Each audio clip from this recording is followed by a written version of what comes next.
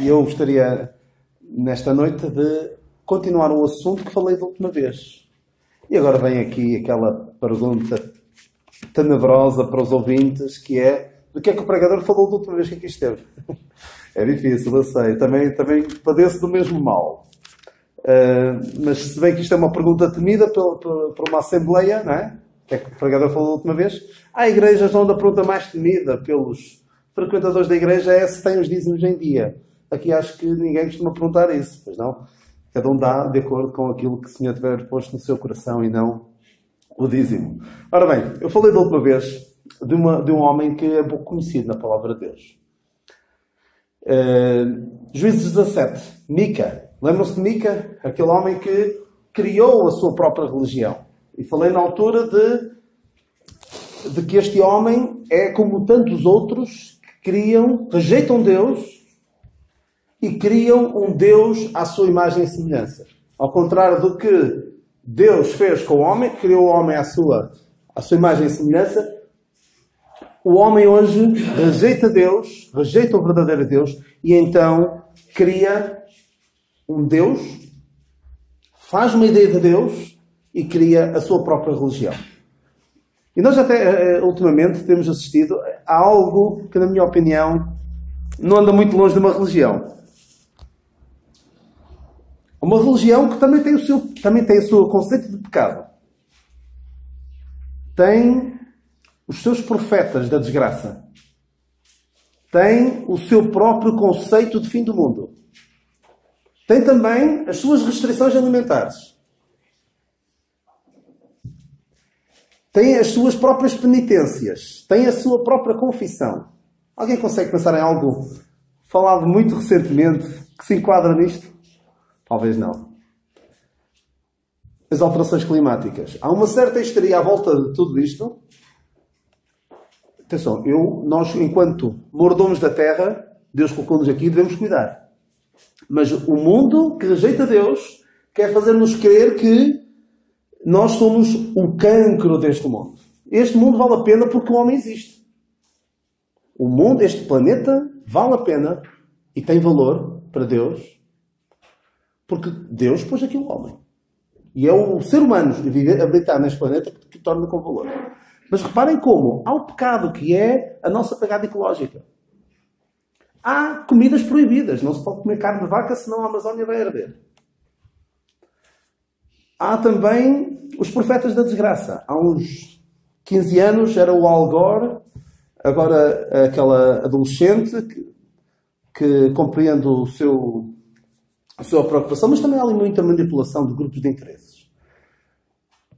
Há as comidas, que já falei, de comidas que não se pode comer. Há o próprio fim do mundo, que é o mundo vai acabar daqui a 10 anos, ou menos, se nós não fizermos nada. E as pessoas precisam de algo que lhes dê um propósito na vida. E como rejeitam Deus, não querem nada com o que a palavra de Deus diz, vão correr atrás dessas coisas, porque lhes dá um sentido de propósito na vida. Atenção, não estou a dizer, não vamos reciclar, não vamos cuidar, vamos continuar a poluir à vontade e sem problemas. Não, vamos ter cuidado. Mas não compremos aquela propaganda toda, que muitas vezes é propaganda do inimigo das nossas almas, para nos distrair daquilo que é realmente importante. Porque o planeta, nós também, e estou a desviar do tema que queria falar hoje, mas é um tema bastante atual e preocupa-me um bocado, como as pessoas se tiram o seu foco daquilo que é realmente importante, que é a sua eternidade, a sua relação com Deus, e estão mais preocupadas com a sua relação com o planeta. Até recentemente vi umas imagens de uma igreja, uma suposta igreja, toda liberal, em que tinham pessoas, isto aqui é natural, esta planta, tinham pessoas a confessar-se às plantas. Se calhar a dizer, olha, desculpa, comi a tua prima alface. Imagina, o ser humano, quando rejeita Deus, não raciocina direito. Então, o homem rejeita Deus, abraça todo tipo de coisas que lhe possam fazer ter um sentido na vida. Este Mica fez isso. E hoje em dia as pessoas fazem. Abraçam tudo aquilo que lhes diga, eu não preciso de Deus para nada. Quando o seu destino eterno a sua relação com Deus é aquilo que elas deveriam valorizar. E muitas das pessoas a quem nós poderíamos dizer, e deveríamos dizer, tu és pecador, precisas do Senhor Jesus Cristo para te reconciliares com Deus. É a única forma pela qual te podes reconciliar com Deus. As pessoas não querem saber disto para nada. Mas vêm dizer, olha, tu és um poluidor, precisas de reconciliar com a terra. Isso sim, claro, vou fazer. Imaginem, ao ponto que chega o ser humano que rejeita Deus. E volto a dizer, eu sou daquelas pessoas que procuram zelar pelo bem-estar do planeta, mas não vou atrás daquilo que me andam a querer impingir. Porque já andam a dizer já há 20 anos que há 30 anos dizem que daqui a 10 anos as cidades vão desaparecer por causa do aumento do nível do mar. E é possível que aumente. Dizem agora que daqui a 100 anos, 80 anos, vai subir 1 metro. Está bem? Temos 100 anos para mudarmos um pouquinho a nossa vida. Mas vamos avançar. Eu poderei estar a dizer aqui algumas coisas que alguns poderão achar, não sabes do que estás a falar. Mas disto eu sei. O homem rejeita Deus.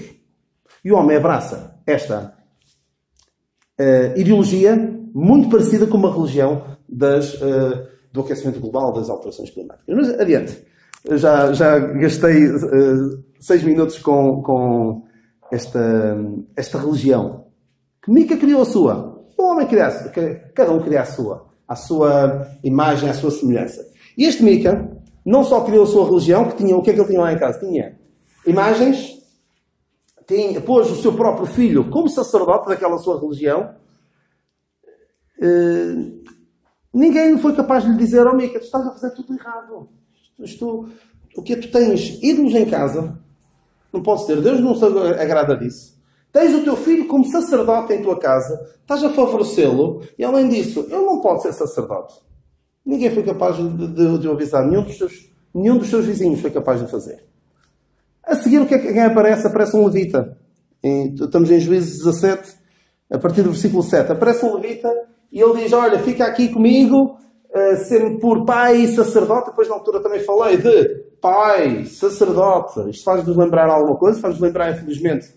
Nós vemos aqui muitos pontos de contacto e provavelmente origens daquilo que nós vemos pelo país fora, na religião predominante do nosso país. Pai, sacerdote, ídolos. E então este homem, este levita, ficou por sacerdote naquela casa. Lembro do versículo 11, consentiu o levita em ficar com aquele homem. Este levita, se tivesse algum conhecimento da palavra de Deus, dele, Mica, lembra-te de onde caíste, deixa isso, volta para o Deus vivo e verdadeiro. Deixa os ídolos de madeira e de escultura. Mas não, o que é que ele queria? Ele queria era dinheiro. Quando ele ouve dizer, dinheiro, vestuário, sustento, ou seja, mesmo isso que ele procurava. O que é que ele procurava? Diz no versículo 8, comodidade. Ele queria um sítio confortável, onde se encaixasse bem. E ficou contente. Este homem não é aquilo que a Bíblia chama de pastor. Alguém que cuida do bem-estar daqueles a quem ministra. Só aqui um pequeno parênteses. Eu não sou muito apologista do título de pastor, de maneira nenhuma. Não gosto. A Bíblia nunca fala de alguém com o título pastor, a não ser o Senhor Jesus Cristo. E quando aparece pastor, só aparece sempre no plural e no masculino. No masculino e no plural. E só aparece no singular em relação ao Senhor Jesus Cristo. Mas há o ofício. Há pessoas na igreja que devem zelar e devem cuidar do bem-estar espiritual dos seus irmãos. Ministrar. Mas este levita não era nada disso. Este levita era o quê? Como fala em João 10, havia o pastor e havia o quê? Que o Senhor Jesus Cristo contrastava com o pastor. Havia o pastor, que entrava pela porta das ovelhas, e havia outro que era o mercenário. Que andava, e havia o ladrão também. Mas havia um mercenário. O que é que ele quando vinha algum perigo, ele fugia.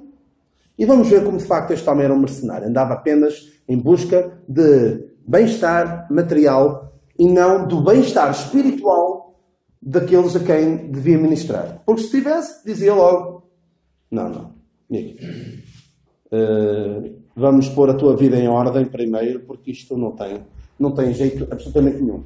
E esta história, em Juízes 17, termina com o Mica a dizer: agora sei que o Senhor me fará bem, porquanto tenho um levita por sacerdote. Como este homem nunca teve ninguém que lhe dissesse: estás errado, como ele não tinha conhecimento do que a palavra de Deus lhe ensinava, porque já há várias décadas, ou se calhar séculos, não havia o hábito daquela família, dos seus pais, dos seus avós, de serem tementes a Deus, de darem ouvidos à lei de Deus. Lembrem-se que isto era no período de Juízes, que foi um período de decadência moral e espiritual.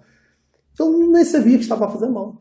Imaginem, agora sei que o Senhor me fará bem, porque tenho um levita por sacerdote. Ou seja, o levita não devia ser sacerdote, não estava habilitado para tal, e no tempo de ídolos. Portanto, nós podemos chegar a um ponto onde nos deixamos enganar tanto que estamos a fazer tudo errado à luz da palavra de Deus e pensamos que estamos muito bem. E há pessoas que, infelizmente, assim andam. Estão, as suas vidas, do ponto de vista bíblico, estão falidas, mas acham que estão muito bem. E depois conseguem ainda ter Deus na boca. E falar de Deus como este homem falava. Mas esta história continua. Eu não sei se na altura vos falei que a história continua. E tem algumas lições bastante interessantes que nós podemos tirar. Eu vou falar agora do capítulo 18. Não o vamos ler todo porque já não temos tempo por causa das alterações climáticas que eu falei no início. Mas o que é que acontece? Eu vou contar a história e vou citando alguns versículos de Juízes 18. Naquele tempo, começa o capítulo 18 a dizer: naqueles dias não havia rei em Israel. E cada qual fazia o que parecia direito aos seus olhos, que é o versículo, para assim dizer, chave de todo este livro. Cada um fazia o que parecia. Ou seja, era uma anarquia, não havia rei. E nesse tempo, o que é que aconteceu? Quando as tribos, as 12 tribos entraram na terra de Canaã, foram distribuídas. Foram tiradas sortes e a terra foi distribuída pelas 12 tribos. Mas a tribo de Dan, diz já no livro de Josué, que não ficou muito contente com a parte que lhe tinha caído em sorte. Não chegava. Eles eram muitos e então eles foram à procura de um sítio. E os da tribo de Dan viviam um pouco cá no sul da terra de Israel. No sul. E andavam à procura, e vemos no versículo 2, ide, rastejai a terra. Então eles andaram à procura. E calhou de passarem na casa do Mica, na montanha de Efraim. E diz ali no versículo 2, e passaram ali a noite. Alguns homens, eram um contingente de 5 homens. Eram 5 homens que foram espiar a terra, ver onde é que havia um sítio bom para eles aumentarem o seu território. Eles ainda se afastaram bastante, foram para um sítio ainda bastante longe. E passaram então ali à montanha de Efraim, e ali, estes 5 homens, diz aqui no versículo 3, e quando estavam junto da casa de Mica, conheceram a voz do mancebo, do levita, e chegaram-se para lá e lhe disseram: quem te trouxe aqui? E o que fazes aqui? E o que é que tens aqui? Provavelmente o levita tinha uma pronúncia diferente das pessoas daquela zona, porque mesmo ali na terra de Israel havia sotaques, havia maneiras diferentes de eles falarem, e eles provavelmente perceberam: ora, esta voz, este tipo de sotaque não é costume aqui nas pessoas daqui desta zona. Devem ter reconhecido como sendo mais da zona deles, porque o levita vinha de Belém de Judá, vinha do sul. Então eles devem ter percebido que havia ali alguma maneira diferente na fala. E então o que é que o levita responde? Assim, versículo 4. Assim me tem feito Mica, pois me tem assalariado e eu lhe sirvo de sacerdote. Então lhe disseram: o que é que estes danitas deviam ter dito? O quê? Tu és um levita e estás a ser sacerdote. Também estes não sabiam nada de nada. Né? Não conheciam as regras de Deus. Então o que é que ele diz? O que é que eles dizem? Versículo 5. Ora, pergunta a Deus para que possamos saber se prosperará o caminho que levamos E disse-lhes o sacerdote: ide em paz, o caminho que levardes está perante o Senhor. Pensemos aqui um bocadinho. Este levita, que estava a fazer as funções de sacerdote, onde? No templo de Deus? No templo de ídolos. No templo de ídolos. Seria a pessoa indicada para estes homens perguntarem a direção de Deus? Alguém acha que sim? Duvido. Não, não era. Este homem era falhado, espiritualmente falando, e era um mercenário. E ele deu a resposta de um mercenário, de alguém que diz às pessoas aquilo que elas querem ouvir. O que é que eles queriam ouvir? Vai, força! Sigam! O Senhor vai abençoar o vosso caminho. Ele diz: o caminho que levares está perante o Senhor. Infelizmente, há alguns que até são chamados pastores, mas que na verdade são mercenários, que perante alguém que está a viver fora da vontade de Deus, fora daquilo que Deus revela na sua palavra, são capazes de dizer: ide em paz, o caminho que leva está perante o Senhor. Mas o mercenário diz isto. Mas alguém que se preocupa verdadeiramente com o estado espiritual das pessoas é capaz de dizer, quando é preciso: o caminho que levas não é bom. Atenção. Olha para o que a palavra de Deus diz.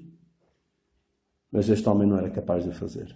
Não conhecia verdadeiramente a Deus. Não vemos aqui, entre o versículo 5 e o versículo 6, vemos este sacerdote, este levita, a consultar o Senhor.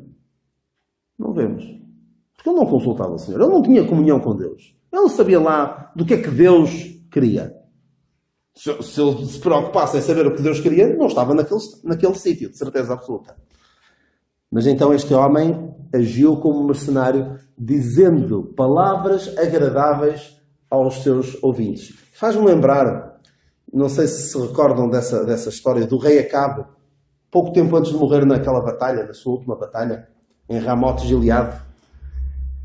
Ele fez, juntou-se com o rei Josafá. O rei Josafá era um bom rei de Judá. E o rei Acabe era o pior rei que havia e que se calhar houve em todo o tempo da nação de Israel. Eles juntaram-se. E, a dada altura, Josafá pergunta: não há aqui algum profeta que possamos consultar? Então, os profetas de Baal, o que é que disseram? Todos, em coro: vai, tu vais ferir os teus inimigos. Vai, Acabe, vais ferir os teus inimigos. E depois veio o profeta de Deus e acabou por dizer: Acabe, tu vais morrer. E quem é que tinha razão?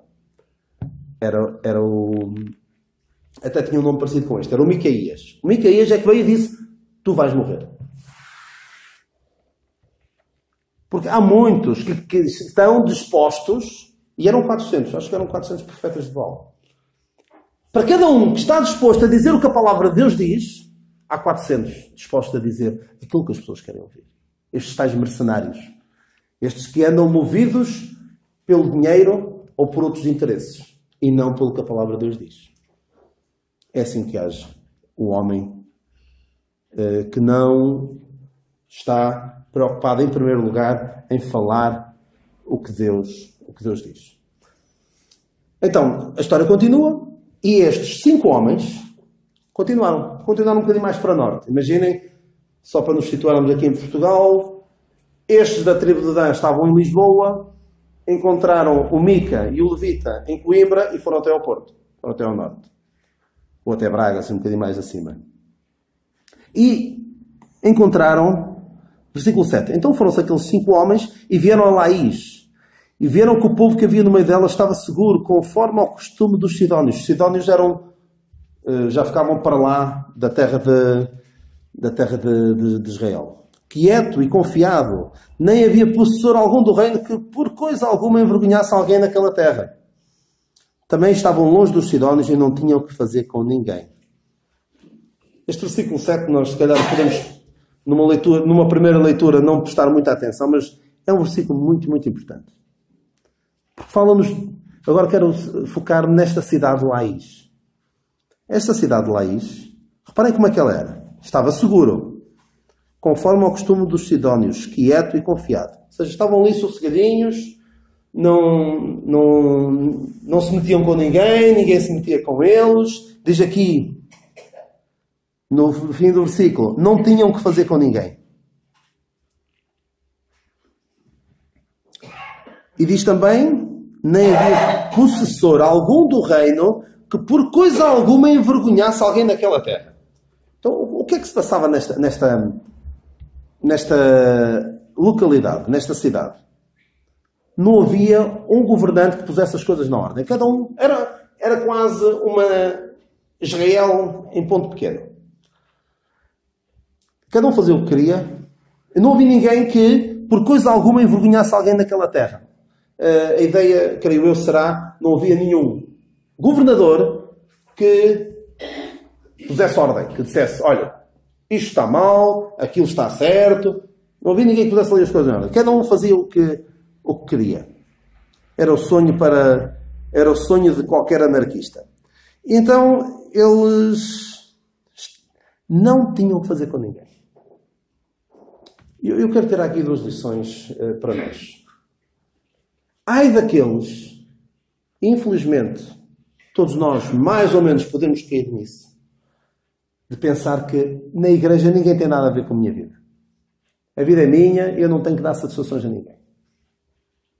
Era esta a maneira de pensar desta cidade de Laís. Não temos nada com ninguém. A cidade é nossa, ninguém se mete connosco, não temos com ninguém. Não queiram viver a vossa vida cristã desta forma. Ninguém tem que ver com a minha vida. Eu já vi estas expressões da parte de alguns supostos crentes. Ninguém tem nada a ver com a minha vida. Cuidado. Muito cuidado. Depois vão ver o que é que acontece a quem age assim. Quem age desta maneira vão ver o que é que lhes vai acontecer. Quando vem a dificuldade, porque esta cidade vai-se meter, vamos ver depois, vai-se meter em grandes alhadas por causa desta postura de... Faz-vos lembrar alguma coisa de orgulhosamente sós. Estamos aqui, nós, não temos nada a ver com ninguém, não nos metemos com ninguém, ninguém se mete connosco, deixem-me viver a minha vida. Outra coisa importante neste versículo. Não havia ninguém, por coisa alguma, envergonhasse alguém naquela terra. Não tinha ninguém que lhe dissesse, olha, tu estás a fazer bem, tu estás a fazer mal. Faz lembrar aquelas pessoas que não aceitam que os chamem a atenção. E a Bíblia até fala sobre isso. Aquilo que muitas vezes repreendido endereça a sua cerviz. O que é que diz? Provérbios. Aquilo que muitas vezes repreendido endurece a sua cerviz. Eu creio que é Provérbios 30. Agora não estou bem. Não é 30. Não é 30, mas é lá perto.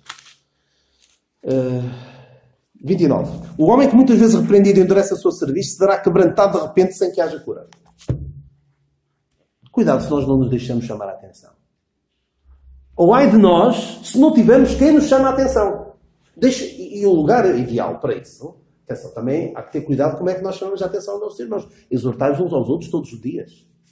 É com amor. Com preocupação genuína.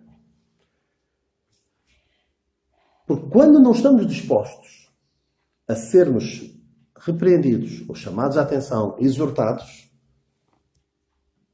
o fim pode ser este. E eu estou-me a lembrar de alguém que... Um filho que eu tenho pena daquele filho. E eu não quero que os meus filhos sejam aquele filho. Há um homem na palavra de Deus que cometeu um erro muito grave. E a palavra de Deus diz assim: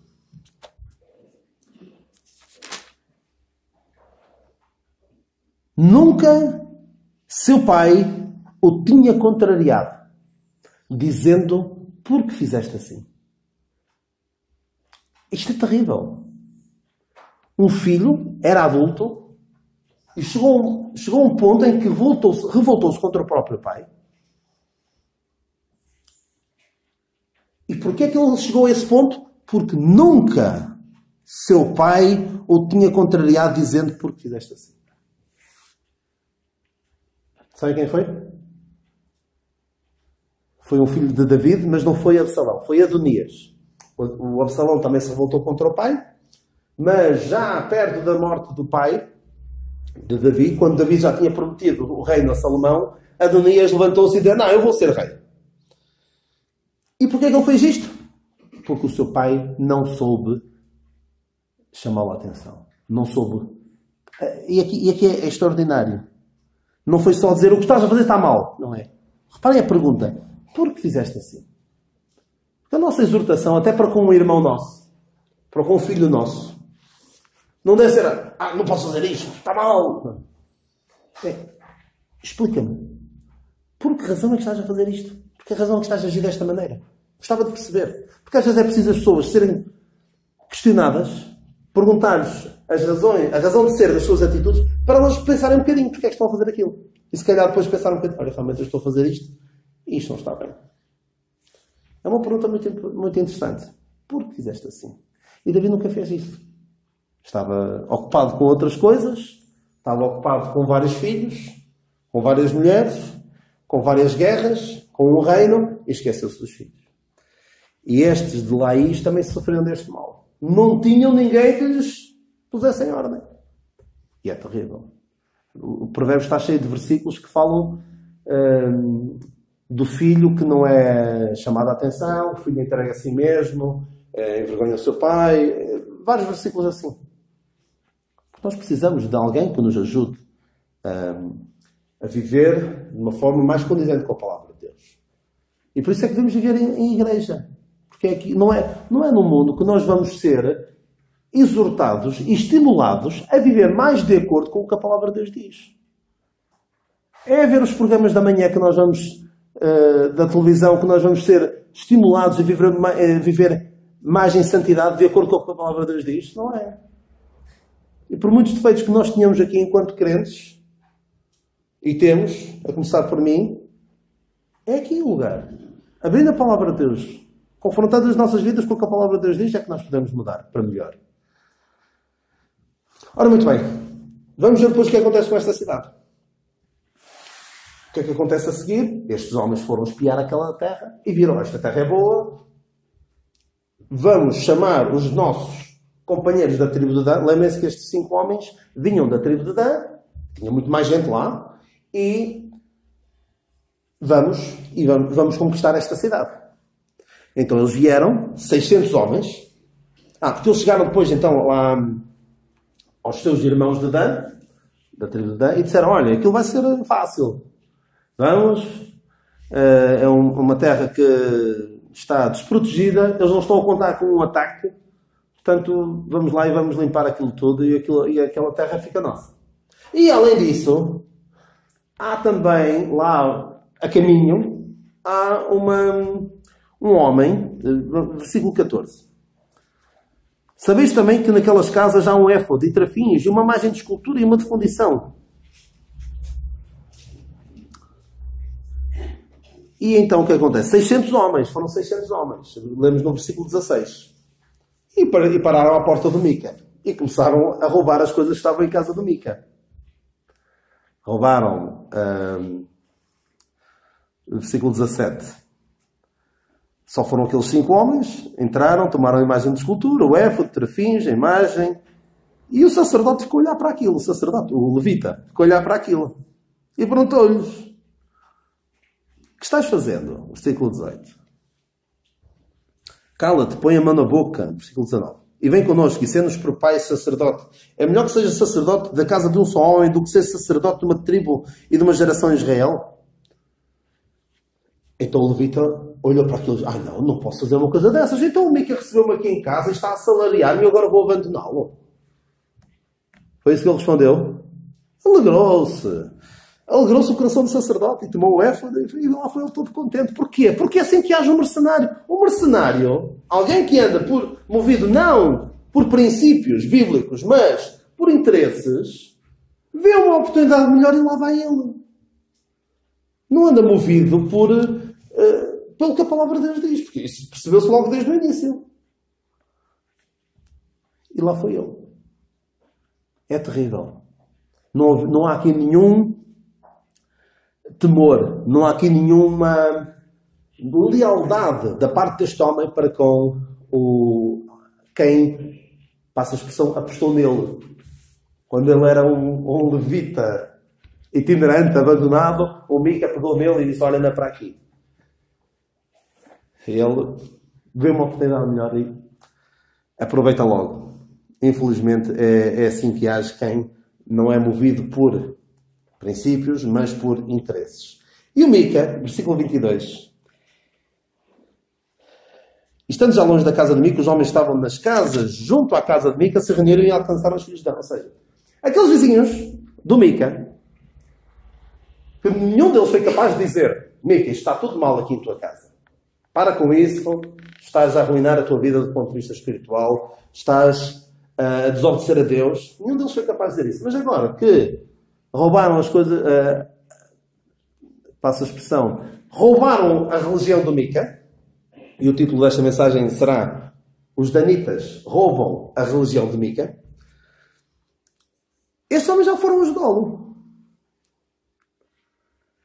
E basicamente os da tribo de Dan disseram, vão-se embora, não se metam connosco, senão algum de vocês ainda acaba estendido no chão, morto, e não há necessidade disso. E então Mica, versículo 26, vendo que eram mais fortes do que ele, voltou e tornou-se à sua casa. Eu não sei, eu gostaria de pensar que esta experiência de Mica foi aquilo que se diz na gíria, um abre-olhos, não é? Uma experiência em que ele depois tenha ficado a pensar, realmente, isto é tudo vão. Eu tinha a minha devoção em coisas que eu posso perder. Eu tenho de me agarrar a alguém que eu não possa perder. E quem é que nós não podemos perder? É o nosso Deus. Ele não nos abandona. Mesmo nas situações difíceis pelas quais nós passamos, sabemos que Ele está connosco. Alguém dizia, uma frase bastante interessante, não faças a tua felicidade depender de algo que tu possas perder. E tem de ser assim. Se a nossa felicidade depende do nosso trabalho, podemos perder o trabalho. Se a nossa felicidade depende da nossa saúde, podemos perder a saúde. Se a nossa felicidade depende da nossa família, podemos perder a nossa família. Isto faz-vos lembrar alguém. Isto que eu acabei de dizer. Alguém perdeu isto tudo. Jó. Jó perdeu o seu trabalho, o seu sustento financeiro, perdeu a sua família, perdeu a sua saúde e basicamente é como se o diabo estava a tentar tirar-lhe as coisas a ver se ele blasfemava contra Deus. Mas basicamente Deus podia dizer, olha, não é aí que está a felicidade dele. Não é nisso que se baseia. É em mim. Atenção, não vou dizer que foi uma experiência fácil, mas Deus estava com ele. E ele só depois é que percebeu melhor essa realidade. Eu não sei o que aconteceu com Mica. Não sei, sinceramente. Não sei se ele se voltou para Deus ou se arranjou mais algum dinheiro e voltou a restabelecer aquele culto doméstico pagão. Mas é terrível. É terrível toda esta história. E depois, reparem como os da tribo de Dan levaram aquilo tudo, pensando que levavam uma grande coisa. Levavam algo que arruinou-os por gerações. Já vamos ver isso a seguir. O que é que acontece? Eles levam a religião do Mica e vão e destroem, versículo 27, vieram a Laís, um povo quieto e confiado, e os feriram ao fio da espada e queimaram a cidade a fogo. E ninguém houve que os livrasse, porque quando estavam longe de Sidom e não tinham que fazer com ninguém. E depois eles reedificaram e chamaram o nome daquela cidade Dan, conforme o nome do seu pai. Daí que muitas vezes, quando se fala quando se chamava toda a nação de Israel, dizia-se desde Dan até Berseba. É como dizer de norte a sul, dizia-se de Dan a Berseba. E Dan era esta cidade que ficava mesmo lá em cima, que era esta cidade que antes era chamada de Laís. Reparem, mas esta cidade, que eu comparo àquelas pessoas que pensam que não tem nada a ver com os crentes. Não preciso ter nada a ver com os crentes. Eu estou cá na minha, eu oro em minha casa, eu tenho a minha Bíblia, eu leio a Bíblia. Vem o dia quando vier o dia mau, podemos não ter ninguém que nos ajude. Esta cidade lá isto. Alguém veio ajudá-los? Ninguém os veio ajudar. Porque eles não tinham o que fazer com ninguém. Se calhar ou quase ninguém sabia sequer da existência daquela cidade. E se alguém optar por se afastar da comunhão com os crentes, faz isso por sua própria conta e risco, e pode acontecer no dia quando chegar o dia mau, como Efésios 6 fala-nos da armadura de Deus, para que possamos resistir no dia mau, mas nós também precisamos do apoio dos nossos irmãos. E devemos tê-lo. E devemos estar dispostos a dar apoio a quem precisa. E pode acontecer que quando mais precisamos, podemos não ter ajuda. Este é o fim. O fim trágico de alguém que pensa que ninguém tem nada a ver com a sua vida. Cuidado com isso. E terminando, o que acontece? Versículo 30 e 31. E os filhos de Dan levantaram para si aquela imagem de escultura. E Jonatas, filho de Gerson, filho de Manassés, provavelmente este levita era este tal Jonatas. Ele e os seus filhos foram sacerdotes da tribo dos Danitas até o dia do cativeiro da terra. Assim, pois, a imagem de escultura que fizera Mica estabeleceram para si todos os dias que a casa de Deus esteve em Siló. Ou seja, todos os anos em que a casa de Deus estava em Siló, lembram-se de quem é que costumava ir todos os anos a Siló? Lembram-se? Eu até falei da outra vez. A família de Samuel, o pai de Samuel, Elcana, ia todos os anos a Siló, que era onde estava a arca, onde estava o sacerdote de Deus, onde estava o Eli. E durante todo esse tempo havia este culto alternativo. Esta religião que os danitas roubaram de Mica. Esta religião pagã que foi roubada. Além de tudo mais, roubar algo, mesmo que não fosse errado, idolatria. Roubaram aquilo. Faz-nos lembrar também a Raquel. A Raquel, quando fugiu com o Jacó, roubou os ídolos do seu pai. E reparem, depois de viver vários anos com o Jacó. Imaginem, o ser humano é terrível. O coração do ser humano é terrível. Mesmo depois de vários anos de viver com um homem, com as suas falhas, mas temente a Deus, ela achou que era boa ideia roubar ídolos do seu pai. E levou. E depois ainda mentiu ao seu pai. Estava sentado, não sei se conhece a história, estava sentado em cima do camelo e disse, eu não posso sair porque estou naquela altura do mês, não posso sair daqui. Então, terrível. E todos os anos em que havia um culto ao Deus verdadeiro, por pessoas, também com as suas falhas, e por isso é que, por terem as suas falhas, é que eles precisavam de Deus, precisavam fazer os sacrifícios que faziam parte das práticas da religião judaica. Ao mesmo tempo que havia esse culto ao verdadeiro Deus, havia este culto alternativo, com imagens de escultura, com um sacerdote que não devia ser sacerdote. Ou seja, estes homens que pensavam que levavam uma grande coisa, levavam algo que era veneno espiritual. E às vezes nós podemos ir atrás de certas ideias, de certas filosofias, que pensamos que vai ser uma grande coisa para nós, mas vai ser a nossa ruína espiritual. E o apóstolo Paulo passou por isso também. Paulo chegou a uma dada altura em que teve de olhar para trás e ver que aquelas coisas que antes pensavam que era ganho, teve de reputar perda por Cristo. Tudo aquilo que ele tinha antes. Ele estava perdido quando estava no judaísmo, porque pensava que podia chegar a Deus pelos seus próprios méritos. Eu vou terminar, vou só relembrar aquilo que nós vimos hoje. Vimos como é o coração do mercenário. O mercenário, o que é que faz o mercenário? Diz aquilo que é agradável. O mercenário não tem princípios. Move-se por interesses. Diz aquilo que as pessoas gostam de ouvir. E quando surge uma situação melhor, o que é que ele faz? Vai atrás da situação melhor. Vimos também o perigo de não nos deixarmos exortar, não nos deixarmos, de deixarmos o convívio, a comunhão com os crentes. Não é que Deus nos vá castigar, não nos vá mandar alguma desgraça na nossa vida. Se sais daqui da igreja, vais ver o que vai acontecer. Nada disso. Não é isso que vai acontecer. Mas quando vierem dificuldades à nossa vida, do ponto de vista espiritual, podemos estar tão longe e tão afastados que podemos não ter a ajuda dos nossos irmãos. E também vemos aqui a lição de como